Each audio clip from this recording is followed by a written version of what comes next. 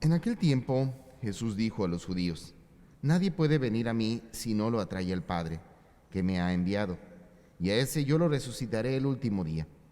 Está escrito en los profetas: todos serán discípulos de Dios. Todo aquel que escucha la palabra y aprende de él, se acerca a mí. No es que alguien haya visto al Padre, fuera de aquel que procede de Dios, ese sí ha visto al Padre. Yo les aseguro, el que cree en mí tiene vida eterna. Yo soy el pan de la vida. Sus padres comieron el maná en el desierto y sin embargo murieron. Este es el pan que ha bajado del cielo, para que quien lo coma no muera. Yo soy el pan vivo que ha bajado del cielo. El que coma de este pan vivirá para siempre. Y el pan que yo les voy a dar es mi carne, para que el mundo tenga vida. Bueno, hermanos, continuamos en medio de este tiempo de Pascua leyendo el libro de los Hechos de los Apóstoles.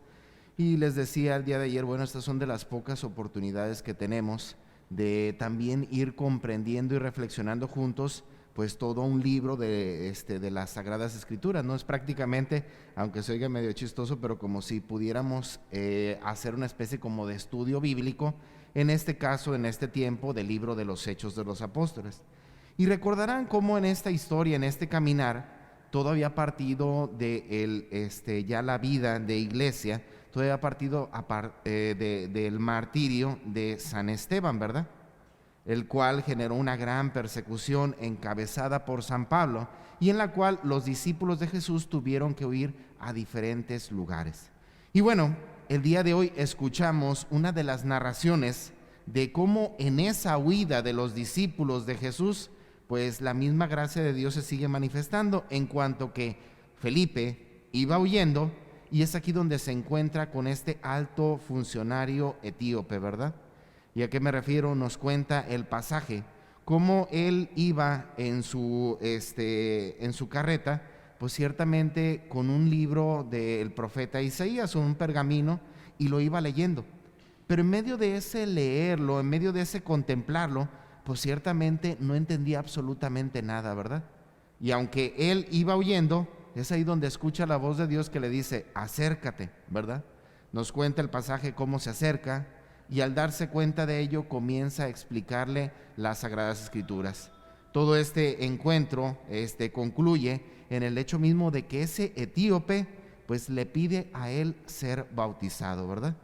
Vean qué curioso, él simplemente iba huyendo con el temor de que se dieran cuenta de que era cristiano, que era seguidor de Cristo, con el temor a que lo fueran a matar, y ahora se da cuenta que ha generado una nueva vida en Cristo, ¿verdad? Al predicar le ha concedido pues que este hombre se encuentre con Dios y con ello descubra la verdadera vida. Y esto nos hace pensar cómo en el fondo esta vocación que Dios nos ha dado de anunciar el Evangelio, pues es algo que debe de vivirse día con día. Sin embargo, aquí es importante puntualizar: al hablar del anuncio del Evangelio, no solamente se trata de que comencemos a hablar de Cristo, como muchas veces nos puede pasar y que hasta nos convertimos en enfado para muchas personas, ¿verdad? ¿Cuántas veces nos ha pasado como que llegamos con algún familiar y queremos abordar algún tema religioso y salimos hasta peleados, ¿verdad? Bueno, hermanos, es que aquí el elemento tenemos que ser conscientes que no se trata de comenzar a hablar de Dios, sino de que nuestro mismo ser hable de Dios, nuestra misma persona. ¿A qué me refiero más ampliamente con esto? Bueno, creo que todos recordaremos aquel pasaje tan conocido de San Francisco de Asís, cuando estando con sus discípulos les dice: vamos a la ciudad a predicar. Pues ellos emocionados, ¿verdad? Porque pues no era algo habitual en torno a ellos. Y bueno, se dirigen a la ciudad y pues prácticamente se dedican a pasear por la ciudad, a andar caminando.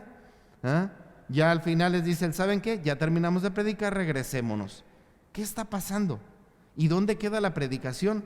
¿Por qué San Francisco no comenzó a anunciar a Dios por medio de su palabra? Bueno, porque él entendía que el primer anuncio debe de hacer con las obras, ¿verdad? Con nuestro actuar, con nuestra forma de ser. Pónganse a pensar cuántas veces, pudiendo hacer signos del amor de Dios en nuestra vida, no los hacemos. Se las pongo sencillas. ¿Cuántas veces vamos a algún restaurante y no somos capaces ni siquiera de hacer una pequeña oración para agradecer a Dios?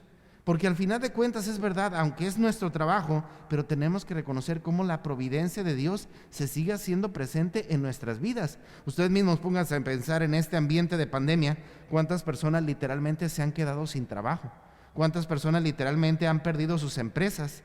En este sentido, si tú gozas la gracia, aún de tener un trabajo, aún de tener un medio para subsistir, pues dale gracias a Dios, ¿verdad? Y eso es una manera también de evangelizar. No necesitamos estarle diciendo a la gente o anunciando la palabra de Dios, sino buscar la oportunidad para predicar a Cristo con nuestras acciones, con nuestros actos. Y es aquí donde el Evangelio nos ayuda a entender ese paso siguiente.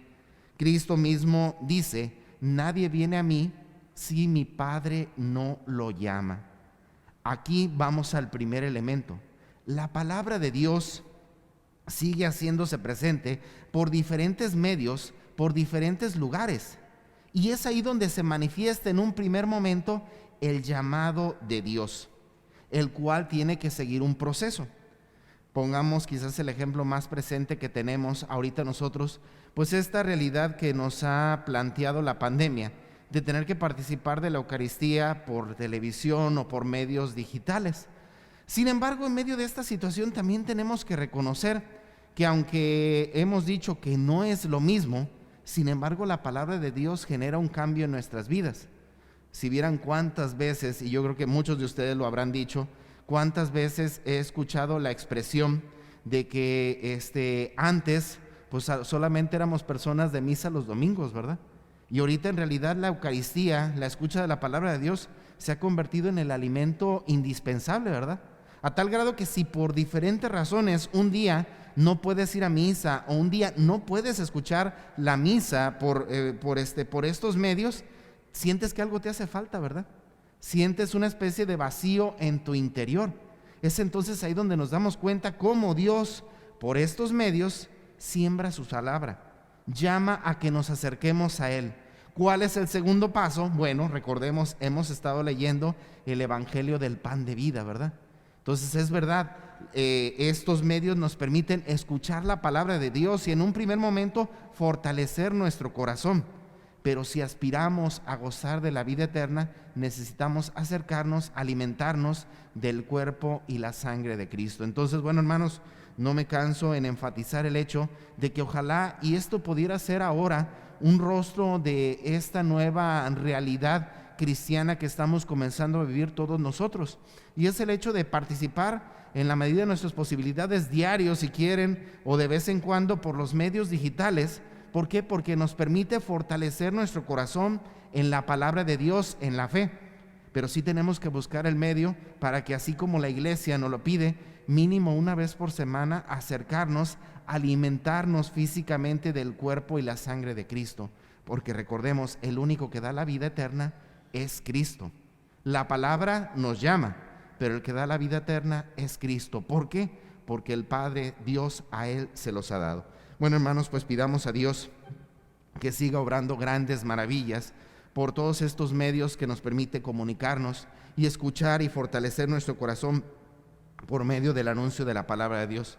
Pero también pidamos a Dios que esta situación de esta pandemia, pues poco a poco comience a pasar, para que también nosotros podamos alimentarnos no solamente de la escucha de la palabra, sino alimentarnos de su cuerpo y de su sangre, para poder con ellos gozar de la vida eterna.